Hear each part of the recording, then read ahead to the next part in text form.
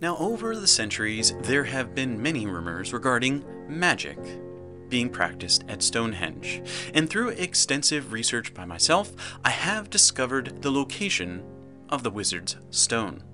And you say, well, where is this stone? There are many stones at Stonehenge. Which of these is the Wizard's Stone? And the answer, of course, is the highest of the stones. And you look around, you say, I see 1, 2, 3, 4, 5, at least 5 that are these raised stones placed atop two others. Which of these is the Wizard's Stone? And the answer, of course, is all of them. Because it's not about the stone itself, but the placement of the stone. Have you ever noticed how wizards are always in towers in stories? Because the wizard nature is to be lifted up and separated from the material world. The two rocks below the Wizard's Stone are firmly rooted in the ground, but the wizard's always lifted up. In fact, when you see that rock standing up there, you sit there and you start asking, how did they do this? And most people start making theories about ropes and pulleys and horses and how they got the thing up there. But fortunately, I'm not going to go that route. Instead, simply recognize that that rock sitting there prompts you to ask how. How? And that is a key that something important about the wizard is being displayed there. In fact, this isn't just about the wizard in the Wizard's Stone placed on top. You actually have a visible depiction of all three, warrior, wizard, and will put together. So on the left there, on the bottom, you have the Will Stone, which is seemingly a little frail, a little different, but yet still standing. And then on the right, you have the thick, strong, sturdy Warrior Stone.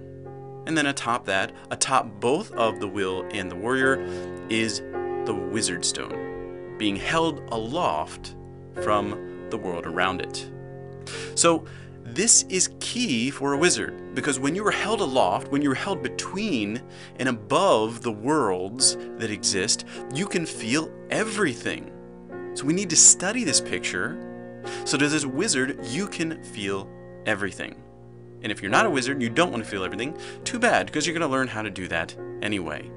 So the first step as the wizard to feeling everything is connect your mind. Now the mind, heart, and body are all inside the inner world, and you, the soul, kind of oversees everything. And when we talk about will, wizard, and warrior, we're talking about the three different attributes: mind, heart, and body. So you have the mind, which is the ruler, the mental ruler of the inner world.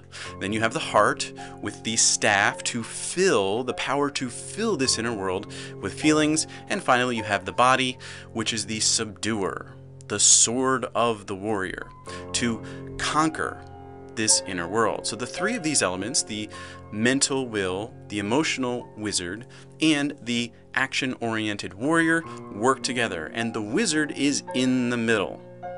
And this is the key point for the wizard. You are the connection between the other two, and this starts by understanding how the mind works.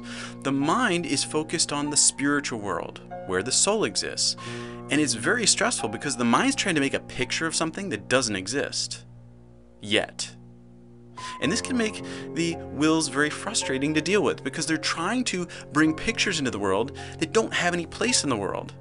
And it can be a little irritating. But it's your job to connect them with the rest of reality. They don't know how to make their pictures come into manifestation, but that's your job. You're their connection, helping them feel their imagery and bring it out into the world. So when you look at the stone on the left, that somewhat frail, somewhat strange looking stone, which wills have a tendency to produce thoughts like that are a little out there, a little abstract, but yet still something that is meaningful, and it's going to hold you up. As the wizard, you must rest firmly on the will stone. After you connect your mind, as the wizard, you must also connect your body. And here's the warriors, and they're very focused on the material world, always doing things, getting food and jumping over things and climbing stuff and running around. They want to do things, but they want to do meaningful things, purposeful things. And the only way they can achieve that is by taking the mind's picture and making it a material reality. But the problem is, if they can't connect to the mind, If they can't feel the mind's picture, they don't know what to do. They'll still do stuff. These warriors, they'll just run around in packs and do whatever. But they want to do something really meaningful. And the only way they can do that is by trusting the mind to make pictures of the spiritual truths, the spiritual reality that's so rich and dynamic. Take the pictures from the mind that are picturing all those amazing things, and then somehow get them into the body. But that's not going to happen without you, the wizard. These feelings that help the picture take on real life infuse the body and make the body do cool stuff. And that's the job of you as the wizard, to connect the mind and the heart. You stay in the middle. But if you notice, you don't really touch either of those two worlds. You don't really go in the spiritual world, because that's where the mind is really focused, and you don't really go in the material world either, because that's where the body's really focused and the warriors. So you hover as the wizard. You float. You're in the tower, so to speak, above, not greater than, but above both worlds, not really touching either, but you do have to touch the wills, the mental wills, and the bodily warriors. You have to be very intimately connected with them, but not the worlds they live in. That's an important distinction. So connect your mind, connect your body, and that's what allows you to connect your worlds. You are the connection between the mental world of the wills and the physical world of the warriors. You're in between all of that. And it's a very important position. In fact, from your perspective, it's the most important position.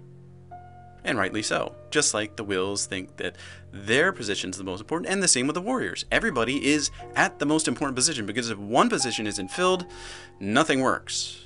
And that's a problem. But for this video, it's all about the wizard. So when you connect the mind and the heart, the spiritual world and all these amazing truths can flow through the mind into you. You transmit them into feelings that then help the body and the warriors to act out into creation in meaningful and exciting ways. So you must remain aloft. Do not get too invested in the spiritual world or the material world.